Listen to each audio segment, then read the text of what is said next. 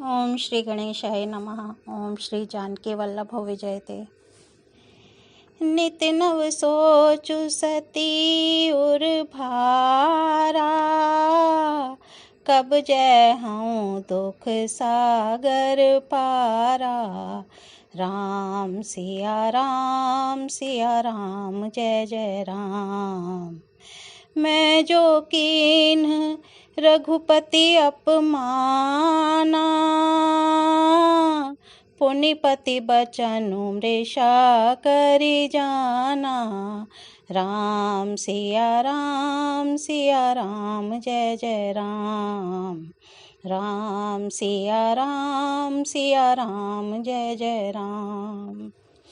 अर्थात तुलसीदास जी कहते हैं, सती जी के हृदय में नित्य नया और भारी सोच हो रहा था कि मैं इस दुख समुद्र के पार कब जाऊंगी। मैंने जो श्री रघुनाथ जी का अपमान किया और फिर पति के वचनों को झूठा जाना, उसका फल विधाता ने मुझको दिया। जो उचित था वही किया, परंतु हे विधाता, अब तुझे यह उचित नहीं है जो शंकर से विमुख होने पर भी मुझे जिला रहा है। सती जी के हृदय की गिलानी कुछ कही नहीं जाती। बुद्धिमती सती जी ने मन में श्री रामचंद्र जी का स्मरण किया और कहा, हे प्रभु, यदि आप दीन दयालु कहलाते हैं और वेदों ने आपका यह यश गाया है कि आप दुख को हरने वाले हैं, तो मैं हाथ जोड़कर विनती करती हूँ कि मेरी यह देह जल्दी छूट जाए। यदि मेरा शिवजी के चरणों में प्रेम है और मेरा यह प्रेम व्रत, मन, वचन और कर्म आचरण से सत्य है, तो हे सर्वदर्शी प्रभु, सुनिए और शीघ्र वह उपाय कीजिए जिससे मेरा मरण हो और बिना ही परिश्रम यह पति परित्याग रूपी असह्य विपत्ति दूर हो जाए। दक्ष सुता सती जी इस प्रकार बहुत दुखित थी। उनको इतना दारुण दुख था कि जिसका वर्णन नहीं किया जा सकता। 87,000 वर्ष बीत जाने पर अविनाशी शिवजी ने समाधि खोली।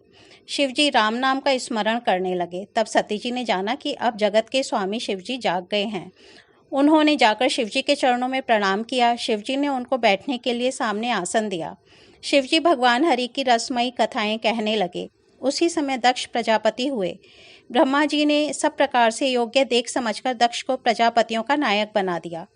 जब दक्ष ने इतना बड़ा अधिकार पाया, तब उसके मन में अत्यंत अभिमान आ गया। जगत में ऐसा कोई नहीं पैदा हुआ जिसको प्रभुता पाकर मद ना हुआ हो। दक्ष ने सब मुनियों को बुला लिया और वे बड़ा यज्ञ करने लगे। जो देवता यज्ञ का भाग पाते हैं, दक्ष ने उन सबको आदर सहित निमंत्रित किया। दक्ष का निमंत्रण पाकर किन्नर, नाग, सिद्ध, गंधर्व और सब देवता अपनी अपनी स्त्रियों सहित चले। विष्णु, ब्रह्मा और महादेव जी को छोड़कर सभी देवता अपना अपना विमान सजाकर चले। सती जी ने देखा, अनेकों प्रकार के सुंदर विमान आकाश में चले जा रहे हैं। देव सुंदरियां मधुर गान कर रही हैं, जिन्हें सुनकर मुनियों का ध्यान छूट जाता है। सती जी ने विमान में देवताओं के जाने का कारण पूछा। तब शिवजी ने सब बातें बतलाईं। पिता के यज्ञ की बात सुनकर सती कुछ प्रसन्न हुई और सोचने लगी कि यदि महादेव जी मुझे आज्ञा दें तो इसी बहाने कुछ दिन पिता के घर जाकर रहूं, क्योंकि उनके हृदय में पति द्वारा त्यागी जाने का बड़ा भारी दुख था। पर अपना अपराध समझकर वे कुछ कहती ना थीं। आखिर सती जी भय, संकोच और प्रेम रस में सनी हुई मनोहर वाणी से बोली, हे प्रभु, मैं पिता के घर बहुत बड़ा उत्सव है, क्या जाऊं? यदि आपकी आज्ञा हो तो हे कृपा धाम, मैं आदर सहित उसे देखने जाऊंगी। शिवजी ने कहा, तुमने बात तो अच्छी कही, यह मेरे मन को भी पसंद आई, पर उन्होंने न्योता नहीं भेजा, यह अनुचित है। दक्ष ने अपनी सभी लड़कियों को बुलाया है, किंतु हमारे वैर के कारण उन्होंने तुमको भुला दिया है। एक बार ब्रह्मा की सभा में हमसे अप्रसन्न हो गए थे, उसी से वे अब भी हमारा अपमान करते हैं। हे भवानी, जो तुम बिना बुलाए जाओगी तो ना शील इसमें ही रहेगा और ना मान मर्यादा ही रहेगी। यद्यपि इसमें संदेह नहीं कि मित्र, स्वामी, पिता और गुरु के घर बिना बुलाए भी जाना चाहिए, तो भी जहाँ कोई विरोध मानता हो उसके घर जाने से कल्याण नहीं होता।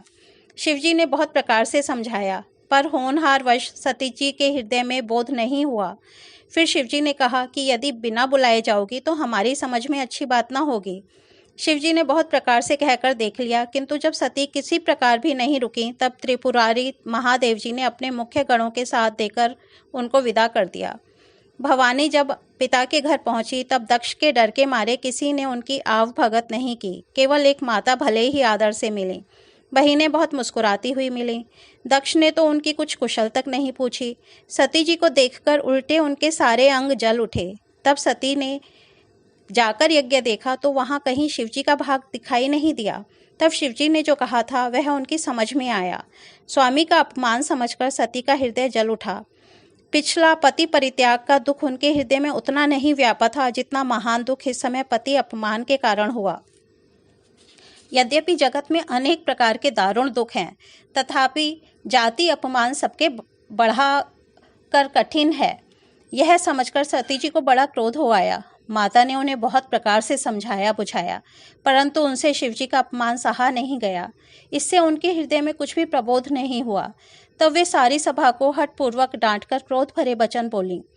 हे सभासदों और सब मुनीश्वरों, सुनो, जिन लोगों ने यहाँ शिवजी की निंदा की या सुनी है, उन सबको उसका फल तुरंत ही मिलेगा और मेरे पिता दक्ष भी भली भांति पछताएंगे। जहाँ संत, शिवजी और लक्ष्मीपति विष्णु भगवान की निंदा सुनी जाए और वहाँ ऐसी मर्यादा है कि यदि अपना वश चले तो उस निंदा करने वाले की जीभ काट ले और नहीं तो कान मूंद कर वहाँ से भाग जाए। त्रिपुर दैत्य को मारने वाले भगवान महेश्वर संपूर्ण जगत के आत्मा हैं। वे जगत पिता और सबका हित करने वाले हैं।